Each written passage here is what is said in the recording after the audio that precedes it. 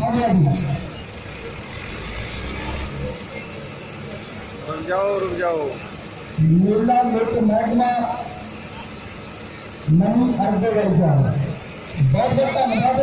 ताड़ी मारे गरीब नाल भाई बोलो ऐन सिंह पकड़ने वाली गल होई बड़ी पूरी। मैं सौर वाले वीर को बेनती करना भी थोड़ी जी सौर खोल के गुलामी को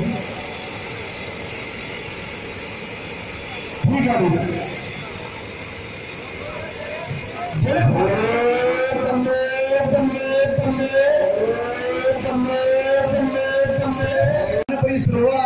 बाबा जी मैं माफी चाहना मैं उधर फोन नहीं चक सकती जी क्योंकि फोन कर सका जो पिंड सिकड़ी मेला सी बाबा जी के बड़े फोन के बाबा जी माफी मंगते हैं।